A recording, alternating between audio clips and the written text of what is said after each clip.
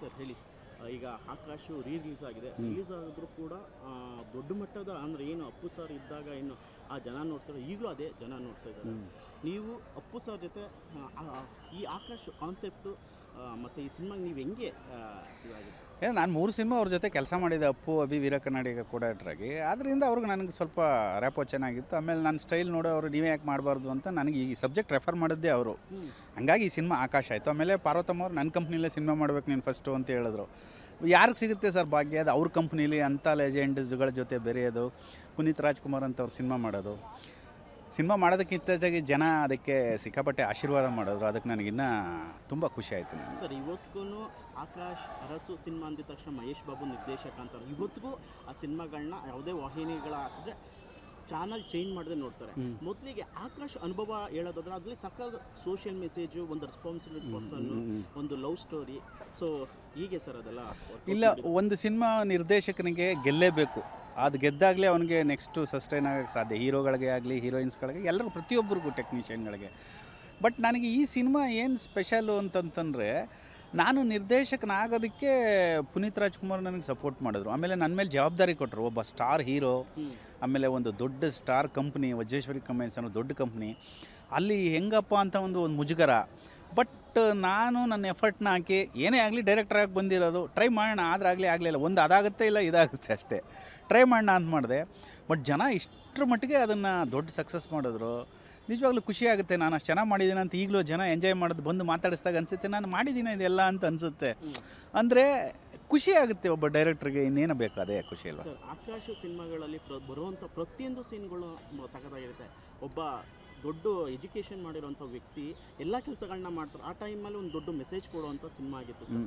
ಪ್ರತಿಯೊಂದು ಈ car driving, swimming pool shoot ಮಾಡಿದಾಗ ಯಾವ್ಯಾವ ಲೊಕೇಶನ್ಗಳಲ್ಲಿ ಆ ದಿನಗಳೇನು ನೆನಪಿದೆಯಾ, ಹೇಗೆ? ಅದು 100% ಜ್ಞಾಪಕ ಇದೆ. ನಾನು ಆಲ್ಮೋಸ್ಟ್ ಅಲ್ಲಿ Sadashivanagar, west of chord road, ಮತ್ತು ಆಮೇಲೆ ಫಾರಿನ್ ಶೆಡ್ಯೂಲು. ಅದೇ ಇನ್ನೊಂದು ವಿಷಯ ಏನಪ್ಪ ಅಂದರೆ, ಫಸ್ಟ್ ಟೈಮ್ ಫಾರಿನ್ ಶೆಡ್ಯೂಲಲ್ಲಿ ಫಾರಿನಲ್ಲಿ ಶೂಟ್ ಮಾಡಿರೋದು ವಜ್ರೇಶ್ವರಿ ಕಂಬೈನ್ಸಲ್ಲಿ ನನ್ನ ಸಿನಿಮಾ ಮುಖಾಂತರ. ಅದೊಂದು ನನಗೆ ಕ್ರೆಡಿಟ್ ಇದೆ. ಯಾಕಂದರೆ ಅದಕ್ಕೆಲ್ಲ ಕಾರಣ ಪುನೀತ್ ಅವರು, ರಾಘಣ್ಣ ಅವರು. ವಿಜುವಲ್ಸ್ ಚೆನ್ನಾಗಿ ಬರಬೇಕು, ಚೆನ್ನಾಗಿರಲಿ, ಚೆನ್ನಾಗಿ ಸಿನಿಮಾ ಮಾಡೋಣ ಅಂತ ಒಂದು ಪ್ಯಾಷನಲ್ಲಿ ಒಬ್ಬ ನನ್ನ ಡೈರೆಕ್ಟ್ರಾಗಿ, ಫಸ್ಟ್ ಡೈರೆಕ್ಟ್ರಾಗಿ ನನ್ನ ಪುಣ್ಯ. ಅದೆಲ್ಲ ಫೆಸಿಲಿಟೀಸ್ ಗೊತ್ತು. ಆಮೇಲೆ ನಮ್ಮ ಪ್ರೊಡಕ್ಷನ್ ಮ್ಯಾನೇಜರ್ ಚೆನ್ನಣ್ಣ ಅವರು ನಮ್ಮ ಬೆನ್ನಲ್ಲಿ ಹಿಂದೆ ನಿಂತು, ಮಲ್ಲಿಕಾರ್ಜುನ್ ಅಂತ ಮ್ಯಾನೇಜರು. ಆಮೇಲೆ ನನ್ನ technician, specially MS Ramesh sir dialogue ರೈಟ್ರು, ಪ್ರಸಾದ್ ಬಾಬು ಸರ್ ಕ್ಯಾಮ್ರಾಮನ್ನು, ಎಡಿಟ್ರು. ಆಮೇಲೆ ಸಾಂಗ್ಗಳು R P Patnaik music, K Kalyan ಅವ್ರ ಸಾಂಗು, 2 ಸಾಂಗು ಸೂಪರ್ ಡೂಪರ್ ಇಟ್ಟು. ಆಮೇಲೆ ಹೊಡಿ ಡೋಲು ನಾಗೇಂದ್ರ ಪ್ರಸಾದ್ ಅವರು, ಎಲ್ಲರೂ ಸೇರ್ ಮಾಡಿರೋಂಥ ಸಿನಿಮಾ. ಆಮೇಲೆ ರಾಮ್ ಶೆಟ್ರು ಫೈಟ್ ಮಾಸ್ಟ್ರು. ಆಮೇಲೆ ಈ ಸಿನಿಮಾದಲ್ಲಿ ಯಾವ್ದು ಜಾಸ್ತಿ ಯಾವ್ದು ಕಮ್ಮಿ ಅಂತಿಲ್ಲ, ಎಲ್ಲವೂ ಕತೆಗೆ ಪೂರಕವಾಗಿದೆ. ಅದರಿಂದ ಸಿನಿಮಾ ಜನಕ್ಕೆ ಎಲ್ಲೂ ಅತಿರೇಕ ಅನಿಸ್ಲಿಲ್ಲ. ಯಾವುದು ಡೈರೆಕ್ಷನು ನಾರ್ಮಲ್ ಆಗಿದೆ. ಪ್ರತಿಯೊಂದು ಎಷ್ಟೆಷ್ಟು ಬೇಕೋ ಅಷ್ಟಷ್ಟು, ಒಂದು ಅಡುಗೆಗೆ ಏನೇನು ಬೇಕು, ಏನೇನು ರುಚಿ ಬೇಕು ಅಷ್ಟು ಇದೆ. ಅದರಿಂದ ಚೆನ್ನಾಗಿ ಹೋಯ್ತು. ಆವಾಗಲೇ 200 ದಿನ ಹೋಯ್ತು ಸಿನಿಮಾ ಓಡ್ತು ಅಂದರೆ, ಈಗಲೂ ನೋಡಿ ಅದೇ ಪ್ರೀತಿನ, ಅದೇ ಒಂದು ಇದನ್ನು ಜನ ತೋರಿಸ್ತಾ ಇದ್ದಾರೆ ಪ್ರೀತಿ. ಬಹುಶಃ ನಾವು ಈಗ ಕೆಲವೊಂದು ಪತ್ರಿಕೆಗಳಲ್ಲಿ ಹೋದಾಗ ಆ ಸಿನಿಮಾ ಬಹುಶಃ ವಜ್ರೇಶ್ವರಿ ಕಮೆನ್ಸಲ್ಲಿ ಅತಿ ಹೆಚ್ಚು ಕಲೆಕ್ಷನ್ ಮಾಡಿದ ಸಿನಿಮಾ ಅಂತ ಆ ಟೈಮಲ್ಲಿ, ಆ ದಿನಗಳು.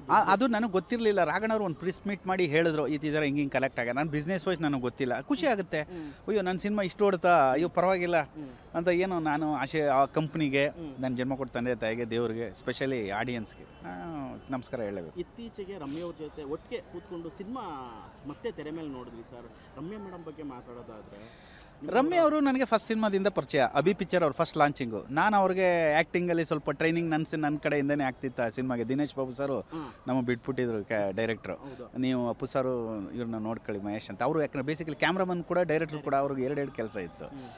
ಆಗಿಂದ ಪರಿಚಯ ರಮ್ಯಾ ಅವರು ನನಗೆ. ಆಲ್ಮೋಸ್ಟ್ ಆಲು ಅಭಿ ಆದಮೇಲೆ ಸಿಗೋರು ಮಾಡೋ ಇಂಟ್ರ್ಯಾಕ್ಷನ್ ಎಲ್ಲ ಇತ್ತು. ಕೊನೆಗೆ ನಾನು ಆಕಾಶ್ ಸಿನಿಮಾ ಮಾಡಿದ್ರು, ಮೇನ್ ಕ್ಯಾರೆಕ್ಟ್ರು. ಅದಾದಮೇಲೆ ಅರಸು ಮಾಡಿದ್ರು ನನ್ನ ಜೊತೆ. ನಾನು ಮೆರವಣಿಗೆಯಲ್ಲಿ ಗೆಸ್ಟ್ ಅಪಿಯರೆನ್ಸ್ ಮಾಡಿದ್ರು.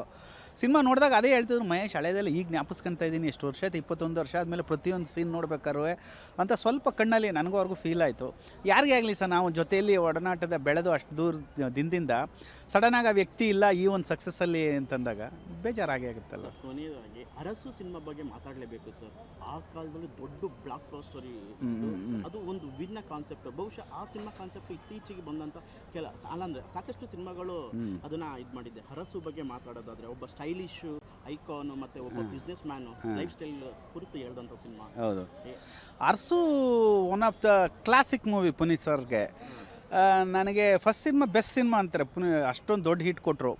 ಬಟ್ ನಾನು ಪರ್ಸ್ನಲಿ ಸ್ಯಾಟಿಸ್ಫ್ಯಾಕ್ಷನ್ ಅಂದರೆ ಅರಸು ಅಂದರೆ ಯಾಕಂದರೆ ನಾನು ತುಂಬ ಫೀಲ್ ಇಟ್ ಮಾಡಿದಂಥ ಸಿನಿಮಾ, ಒಂದು ಫ್ರೆಂಡ್ಶಿಪ್ಪು, ಒಂದು ಲವ್ ಬಗ್ಗೆ ಇರೋದು.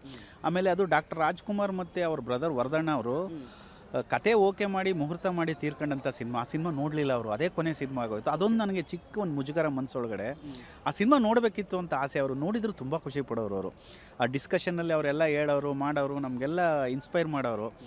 ಅದೆಲ್ಲನೂ ನಾನು ಸಿನಿಮಾಗೆ ದಾರಿ ಎರೆದಿದ್ದೀನಿ. ಅದನ್ನೆಲ್ಲ ನೋಡಿದ್ರು ತುಂಬ ಖುಷಿ ಪಡೋರು. ನಾನು ವರದಣ್ಣ ಯಾವಾಗಲೂ ಹೇಳೋರು, ಈ ಸಿನಿಮಾ ನಿಮ್ಗೆ ದೊಡ್ಡ ಹಿಟ್ಟಾಗುತ್ತೆ ರೀ ಅಂತ ಹೇಳೋರು. ಆಕಾಶ್ನೂ ಹೇಳಿದ್ರು, ಅರಸನೂ ಹೇಳಿದ್ರು.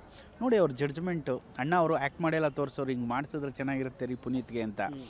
ಅಂದರೆ ಅಷ್ಟು ಇನ್ವಾಲ್ವ್ಮೆಂಟ್ ಆಗಿಬಿಟ್ಟು. ಆಮೇಲೆ ಅಣ್ಣ ಅವ್ರು ಒಂದು ಮಾತು ಹೇಳೋರು, ಎಂಥ ಕತೆ ರೀ ಇದು, ನಾನೇ ಮಾಡಲಿಲ್ಲ ರೀ ಈ ಕತೆನ ಅಂದರು. ಆದ್ರೂ ಬಿಡಿ ನನ್ನ ಮಗ ಮಾಡ್ತಾವನಲ್ಲ ನಾನು ಮಾಡ್ದಂಗೆ ಅಂತ ಖುಷಿ ಪಡೋರು. ಅವ್ರ ಮಗನಲ್ಲೇ ಅವನನ್ನು ನೋಡೋರು, ಅವ್ರನ್ನ ನೋಡೋರು. ಒಂದು ಲವ್ ಸ್ಟೋರಿ ಜೊತೆಗೆ ಒಂದು ಫ್ರೆಂಡ್ಶಿಪ್ನ ಎತ್ತಿಡಿಯುವಂಥ ಸಿನಿಮಾ ಸರ್. ಹೌದು. ಸೊ ಅಲ್ಲಿ ಇನ್ನೊಬ್ಬರು ನಟರನ್ನ ಅಂದರೆ ದರ್ಶನ್ ಮತ್ತು ಆದಿತ್ಯ ಅವ್ರನ್ನ ಸರ್ಪ್ರೈಸ್ ಪ್ಯಾಕೇಜ್ ಅದಲ್ಲ. ಹೌದು. ಸೊ ಆ ಕಾಲದಲ್ಲಿ ಹೇಗೆ ಶ್ರೇಯಾ ಫಸ್ಟ್ ಟೈಮ್ಗೆ ಕನ್ನಡದಾಗ ನೀವು ಇಂಟ್ರೊಡ್ಯೂಸ್ ಮಾಡಿದ್ದು. ಎಸ್ ಅದು ಹೇಗೆ ಸಾಧ್ಯ ಆಯಿತು ಸರ್ ಅದೆಲ್ಲ? ಅದು ಏನಂದ್ರೆ ಕತೆ ಬಂದ ತಕ್ಷಣ, ಕತೆಗೆ ಬಂದರೆ ಲಾಸ್ಟಲ್ಲಿ ನಾವು ಡಿಸ್ಕಷನ್ ಬಂದಾಗ ಇಬ್ಬರು ದೊಡ್ಡ ಹೀರೋಗಳಿದ್ರೆ ಚೆನ್ನಾಗಿರುತ್ತೆ ಅಂತ ಒಂದು ಫೀಲ್ ಮಾಡಿದಾಗ ಸ್ಪೆಷಲಾಗಿ ಯಾರನ್ನ ಹಾಕ್ಬೋದು ಅಂತ ಕೆಲವು ಆಪ್ಷನ್ಗಳು ತಗೊಂಡ್ವಿ. ಫಸ್ಟ್ ಆಪ್ಷನ್ ದರ್ಶನ್ ಸರು ನಮಗೆ, ಆಮೇಲೆ ಆದಿತ್ಯ ಅವ್ರು ಮಾಡಿಸ್ತೀವಿ. ತುಂಬ ಚೆನ್ನಾಗಾಯಿತು. ಆಮೇಲೆ ಶ್ರೇಯಾ ಅವರು, ನಾವು ತುಂಬ ಜನ ಟ್ರೈ ಮಾಡಿದ್ವಿ ಲಾಸ್ಟ್ ಗೆಸ್ಟ್ ಅಪಿಯರೆನ್ಸ್ಗೆ. ಅಣ್ಣ ಅವ್ರ ಕಡೆಯಿಂದ ಪರಿಚಯ ಇರೋಕೊಂಡು ಐಶ್ವರ್ಯ ರೈ ಕೂಡ ಟ್ರೈ ಮಾಡಿದ್ರು. ಅವರು ಪಾಪ ಮಾಡ್ತೀನಿ ಅಂತ ಒಪ್ಕೊಂಡ್ರು. ನಮಗೆ ಟೈಮ್ ಆಗಲಿಲ್ಲ, ನಾವು ಬೇಗ ರಿಲೀಸ್ ಮಾಡಬೇಕಿತ್ತು. ಅವ್ರದ್ದು ಯಾವುದೋ ಒಂದೊಂದು ಸಮಸ್ಯೆ ಇತ್ತು ಬಾಂಬೆಲಿ. ಪಾಪ ನಮ್ಮಿಂದ ಅವ್ರಿಗೆ ಹಿಂಸೆ ಆಗಬಾರ್ದು ಅಂದ್ಬಿಟ್ಟು ಬೇಡ ಅಂದ್ಬಿಟ್ಟು ಕೊನೆಗೆ ಎಲ್ಲರೂ ಟ್ರೈ ಮಾಡಿದ್ವಿ. ಕೊನೆಗೆ ಶ್ರೇಯಾ ಶರಣ್ಣ, ಇಲ್ಲೇ ಶಿವಾಜಿ ಸಿನಿಮಾ ಮಾಡ್ತೀವಿ ರಜನಿ ಸರ್ ಹೋಗಿ ಅಪ್ರೋಚ್ ಮಾಡಿದ ತಕ್ಷಣ ನಂಗೆ ಹಳೆ ಪರಿಚಯ ಇತ್ತು ಶ್ರೇಯಾ ಅವರು. ಯಾಕೆಂದರೆ ನನ್ನ ಫ್ರೆಂಡು ಅವರು ಫಸ್ಟು ರಾಮೋಜಿರಾವ್ ಸ್ಟುಡಿಯೋಲಿ ಇಂಟ್ರೊಡ್ಯೂಸ್ ಆಗಿದ್ದರು ಇಷ್ಟಮ್ ಅಂತ ಒಂದು ಸಿನಿಮಾಗೆ. ಶ್ರೇಯಾ ಅವರು ETV ಅವ್ರದ್ದು. ಆ ಸಿನಿಮಾಗೆ ಡೈರೆಕ್ಟ್ರು ಬಂದರು ವಿಕ್ರಮ್ ಕುಮಾರ್, ರಾಜ್ಕುಮಾರ್ ಅಂತ ಮಲಯಾಳೀಸು. ಅವರು ನನಗೆ ಕಲೀಗ್ಸು. ಯಾಕಂದರೆ ಪ್ರಿಯದರ್ಶನ್ ಅವ್ರ ಜೊತೆ ನಾನೊಂದು ಸಿನಿಮಾ ಮಾಡಿದೆ, ಕನ್ನಡ ವರ್ಷನು, ತೆಲುಗು, ಮಲಯಾಳಂ. ಕನ್ನಡದಿಂದ ನಾನು ಕೂಡ ಇಟ್ಟರು. ಆಗ ಅವರಿಬ್ಬರು ನನ್ನ ಫ್ರೆಂಡು. ಅವರಿಬ್ಬರು ಸಿನಿಮಾಗೆ ಫಸ್ಟ್ ಡೆಬ್ಯೂ ಮೂವಿಗೆ ಅವರು ಹೀರೋಯಿನು. ಅವ್ರ ಬಗ್ಗೆ ಮಾತಾಡಿದಾಗ ಓ ಅಂತ ಗೊತ್ತಾಗಿ ಫೋನಲ್ಲಿ ಮಾತಾಡಿಸಿ ಹಂಗಾಗಿ ಶ್ರೇಯಾ ಅವ್ರು ಮಾಡಿ. ಸರ್ ಅಪ್ಪು ಬಗ್ಗೆ ಬಹುಶಃ ಬ್ಯಾಕ್ ಟು ಎರಡು ಸೂಪರ್ ಹಿಟ್ ಸಿನಿಮಾಗಳ ನಿರ್ದೇಶಕ ನೀವು ಇಬ್ಬರೇ ಅನಿಸುತ್ತೆ ನನಗೆ ಗೊತ್ತಿರೋ ಪ್ರಕಾರ.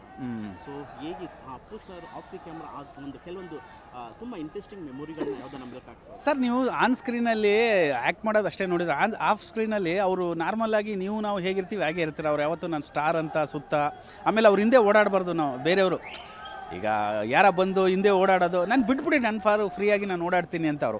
ಶಿವಣ್ಣ ಅವರು ಹಂಗೆ, ನಾನು ಬಿಟ್ಬಿಡಿ ಫ್ರೀಯಾಗಿ ಅಂತ. ಯಾಕಂದರೆ ಅವ್ರಿಗೆ ಹಿಂದ್ಗಡೆ ಒಂದು 10 ಜನ ಬರೋದು ಅವೆಲ್ಲ ಇಷ್ಟ ಆಗಲ್ಲ ಅವ್ರಿಗೆ. ಆಮೇಲೆ ಸಡನ್ನಾಗಿ ಎಲ್ಲರೂ ಬರಬೇಕು ಅಂದ್ರೆ ಹೇಳಿದ್ರೆ ಪಟ್ ಅಂತ ಅವ್ರ ಡ್ರೈವರ್ ಜೊತೆ ಬರ್ತಾರೆ, ಯಾರಿಗೂ ಗೊತ್ತಾಗಲ್ಲ ಅವ್ರು ಬಂದಿರೋದು. ಪಟ್ ಅಂತ ಬಂದ್ಬಿಟ್ಟು ಮೇಲೆ ಬಂದ್ಬಿಟ್ಟು ಎದುರುಗಡೆ ನಿಂತಿರ್ತಾರೆ. ಅಂದರೆ ಒಬ್ಬ ಹೀರೋ ಬಂದಾಗ ಒಂದು ಆಡಂಬರ ಇರುತ್ತೆ, ಸುತ್ತ ಬರೋದು, ಬೌನ್ಸರ್ಸ್ಗಳು ತಳ್ಕೊಂಡು ದಾರಿ ಬಿಡಿ ಅವ್ರಿಗೆ ಗೊತ್ತಾಗಲ್ಲ. ಸಂದಿಲ್ ಹೆಂಗೊಂದು ಸುಳ್ಕೊಂಡು ಬಂದ್ಬಿಡ್ತಾರೆ ಅವರು. ಭಾಳ ಸಿಂಪಲ್ ಆಗಿರುತ್ತೆ, ಸರಳತೆ ಅಂತ ರಾಜ್ಕುಮಾರ್ ಅವರು ನೋಡಿದ ಮೇಲೆ ಅವ್ರಿಗೆ ಅಷ್ಟು ಸರಳತೆ ನಾನು ನೋಡಿ ಶಿವಣ್ಣ ಅವರು. ಆಕಾಶ್ ಮತ್ತು ಅರಸು ಬ್ಲಾಕ್ ಬಾಸ್ಟರ್ ಹಿಟ್ ಆದಾಗ ಪರ್ಸನಲ್ಲಾಗಿ ಏನನ್ನ ನಿಮ್ಮ ಜೊತೆ ಮಾತಾಡಿದ್ದು ಆ ಥರದ್ದು ಯಾವುದನ್ನ ಮೆಮೊರೀಸ್ ಇದೆಯಾ? ಇಲ್ಲ, ಅವರು ತುಂಬ ಎಕ್ಸೈಟ್ ಆಗಲ್ಲ. ಸಿನಿಮಾ ಸೂಪರ್ ಹಿಟ್ ಆಯ್ತು ಅಂದರೆ ಎಕ್ಸೈಟ್ ಆಗಲ್ಲ, ಸಿನಿಮಾ ಓಡಲಿಲ್ಲ ಅಂದರೆ ಎಕ್ಸೈಟ್ ಆಗಲ್ಲ ಅವರು. ಅಂದರೆ ಸ್ಪೆಷಲ್ ಆಗಿ ಅವ್ರ ಸಿನಿಮಾ ಅವ್ರು ನೋಡಲ್ಲ, ಗೊತ್ತಾ ನಿಮಗೆ? ಅವ್ರು ಮಾಡಿರೋ ಯಾವುದೂ ಸಿನಿಮಾನೂ ಅವ್ರು ನೋಡಲ್ಲ. ಬಂದರು ಒಂದು ಪೂಜೆ ದಿನ ಒಂದು 4-5 ಕ್ಲಿಪ್ ನೋಡ್ಬಿಟ್ಟು ಹೊಟ್ಟೋಗ್ಬಿಡ್ತಾರೆ. ಮಹೇಶ್ ನಾನು ನೋಡಲ್ಲ, ನಂಗೆ ಒಂಥರ ಮುಜುಗರ ಆಗುತ್ತೆ ನೋಡಿ. ಮೇಡಮು ನೋಡಲ್ಲ, ಅಶ್ವಿನಿ ಮೇಡಮು ಬಲವಂತ ಮಾಡಿಸಿ ನಾನು ಆಕಾಶ್ ಅರಸು 2 ತೋರಿಸಿದ್ದೀನಿ. ಫಸ್ಟ್ ಟೈಮ್ ನೋಡಿರೋದು ಪಾಪ ಮೇಡಮು ಆಕಾಶ್ನ ನೋಡ್ಬಿಟ್ಟು ಏನು ಸಿನಿಮಾ ಸಖತ್ತಾಗಿದೆ ಮಹೇಶ್ ಅಂದರೆ ಅವರು ನೋಡ್ತಿರಲಿಲ್ಲ. ನಾನು ಹಿಂಸೆ ಮಾಡಿ ಅವ್ರಿಗೆ ನಂಗೆ ಕ್ಲೋಸ್ ಆಗಿದ್ರೆ ಅದನ್ನು ತೋರಿಸ್ತೆ ಅವ್ರಿಗೆ. ಇಷ್ಟಪಟ್ಟರು, ಖುಷಿ ಆಗುತ್ತೆ. ಆಮೇಲೆ ಅವ್ರಿಗೇನಾದ್ರು ಮಹೇಶ್ ಎಲ್ಲ ಹೇಳ್ತಾನೆ, ಮಹೇಶ್ ಸೂಪರ್ ಹಿಟ್ ಅಂತ, ನಿಂಗೆ ಒಳ್ಳೇದಾಗಬೇಕು ಮಹೇಶ್ ನಿಂಗೆ ಅಂದರೆ ಇನ್ನೊಬ್ರು ಒಳ್ಳೇದನ್ನು ಬಯಸ್ತಾರಲ್ಲ ನೋಡಿ. ನಮ್ಮ ಸಿನಿಮಾದಲ್ಲಿ ಡೈಲಾಗ್ ಇದೆ, ಏನು ನಿನ್ನ ಯಶಸ್ಸನ್ನು ಗುಟ್ಟೇನು ಅಂದಾಗ ಯಾವಾಗಲೂ ಒಳ್ಳೇದನ್ನೇ ಮಾತಾಡೋದು, ಇನ್ನೊಬ್ರಿಗೆ ಒಳ್ಳೇದನ್ನೇ ಬಯಸೋದು. ಆ ಡೈಲಾಗ್ ಹೇಳಿದ ತಕ್ಷಣ ಥಿಯೇಟ್ರಲ್ಲಿ ಜನ ವಿಶೀಲ್ ಆಗ್ತಾರೆ ಅಂದರೆ ಅವ್ರು ರಿಯಲ್ ಲೈಫಿಗೆ ಕನೆಕ್ಟ್ ಆಗಿದೆ ಆ ಡೈಲಾಗ್ಸ್. ಈಗ ಸದ್ಯಕ್ಕೆ ಮಹೇಶ್ ಬಾಬು ಸರ್ ಯಾವ ಸಿನಿಮಾಗಳಲ್ಲಿ ಬ್ಯುಸಿಯಾಗಿ? ಇನ್ನೂ ಒಂದಷ್ಟು ಮಾತುಕತೆಗಳು ನಡೀತಾ ಇದ್ದಾವೆ ಸರ್, ಇನ್ನೂ ಯಾವುದು ಫೈನಲ್ ಆಗಿಲ್ಲ. ಆಮೇಲೆ ಈಗ ಸಿನಿಮಾ ಇಂಡಸ್ಟ್ರಿ ಬಗ್ಗೆ ನಿಮ್ಗೆ ಗೊತ್ತಲ್ಲ, ದೊಡ್ಡ ಸ್ಟಾರ್ಗಳದ್ದು ಸಿನಿಮಾ ಮಾಡೋದು ಈಗ ಸ್ವಲ್ಪ ಕಷ್ಟವೂ ಇದೆ. ಯಾಕೆಂದರೆ ಅವ್ರದ್ದು ಡೇಟ್ಸು ಸಮಸ್ಯೆ. ನಾವು ಈಗ ಡೇಟ್ ಕೇಳಿದ್ರೆ ಇನ್ನೊಂದು 3 ವರ್ಷ ಆಗಬೇಕು. ಪುನೀತ್ ಸರ್ ಇಲ್ಲ, ದರ್ಶನ್ ಸರ್ದು ಒಂದು ಈ ಥರ ಪ್ರಾಬ್ಲಮ್. ಆಮೇಲೆ ಎಷ್ಟು ಔಟ್ ಆಫ್ ಕ್ವಶನ್, ಪಾಪ ನಮ್ಮ ಕೈಗೆ ಸಿಗೋಂಥವ್ರಲ್ಲ. ಆಮೇಲೆ ಅವರು ಬೇರೆಯವರು ಅವರ ಸಿನಿಮಾಗಳಲ್ಲಿ ಬ್ಯುಸಿ ಆಗಿದ್ದಾರೆ. ಶಿವಣ್ಣ ಅವರು ತುಂಬ ಬ್ಯುಸಿ ಇದ್ದಾರೆ. ಸಿನಿಮಾ ಮಾಡಲೇಬೇಕು, ನಾವು ಏನಾದ್ರು ಒಂದು ಸಿನಿಮಾ ಮಾಡೋ ಪ್ರಯತ್ನ ಮಾಡಲೇಬೇಕು. ಒಂದು ಪ್ರಶ್ನೆ ಕಾಡುತ್ತೆ, ಯಾಕೆ ಕನ್ನಡ ಚಿತ್ರರಂಗ ನಿಮ್ಮಂಥ ಪ್ರತಿಭಾನ್ವಿತ ನಿರ್ದೇಶಕರು ನಿಮ್ಮ ಸಕ್ಸಸ್ ರೇಷಿಯೋ ನೋಡಿದಾಗ 2 ಸೂಪರ್ ಬ್ಲಾಕ್ ಬಾಸ್ಟರ್ ಇತ್ತೀಚೆಗೆ ಬೇರೆ ಬೇರೆ ಸಿನಿಮಾಗಳು ಚಿರು ಜೊತೆ ಇಟ್ಟು ಯಾಕೆ ಎಲ್ಲೋ ಹಂಗೆ ತೆರೆಮರೆಗೆ ಇದಾಗ್ಬಿಡ್ತು, ಏನು ಯಾಕೆ ಈ ಥರದೊಂದು ಅದಕ್ಕೆ ರೀಸನ್ ಗೊತ್ತಿಲ್ಲ ಸರ್. ಯಾಕೆಂದರೆ ಅವ್ರ ಮನಸ್ಸಲ್ಲಿ ಬೇರೆ ಥರ ಏನು ಫೀಲ್ ಇದೆ ಗೊತ್ಕೊಂಡು, ಇಲ್ಲ ದೊಡ್ಡ ಡೈರೆಕ್ಟ್ರು ನಾವು ಹೇಳಿದ ಮಾತು ಕೇಳ್ತಾರೋ ಇಲ್ವೋ, ಕನ್ವಿನ್ಸ್ ಆಗ್ತಾರೋ ಅಂತ ಒಂದು ಫೀಲಿಂಗ್ ಇರ್ಬೋದು. ಆಮೇಲೆ ಜಾಸ್ತಿ ರೆಮ್ಯುನರೇಷನ್ ಕೇಳ್ತಾರೋ ಅಂತ ಒಂದು ಫೀಲ್ ಇರ್ಬೋದೇನೋ. ಬಟ್ ಯಾವುದೇ ವ್ಯಕ್ತಿ ಈಗ ರವಿ ಜೊತೆ ನಾನು ಇಂಟ್ರಾಕ್ಷನ್ ಮಾಡಿದಾಗಲೇ ನಾನು ಏನು ಅಂತ ಗೊತ್ತಾಗೋದು. ಆಮೇಲೆ ನಾನು ಪ್ರತಿಯೊಬ್ಬರಿಗೂ ನಾನು ಹಿಂಗೆ ಹಂಗೆ ಅಂತ ಹೇಳ್ಕೊಳಕ್ಕಾಗಲ್ಲ. ಅವ್ರ ಮನಸ್ಸಲ್ಲಿ ಅವ್ರು ಅನ್ಕೊಂಬಿಡ್ತಾರೆ. ಯಾವುದನ್ನು ನಾವು ಡೈರೆಕ್ಟಾಗಿ ಕೇಳಿದಾಗಲೇ ಗೊತ್ತಾಗೋದು. ಮೇ ಬಿ ಅವ್ರಿಗೆ ಭಗವಂತನ ಇಚ್ಛೆ ಸರ್ ಅವೆಲ್ಲ, ನಾವು ಅಂದ್ಕೊಳ್ಳೋದಷ್ಟೇ.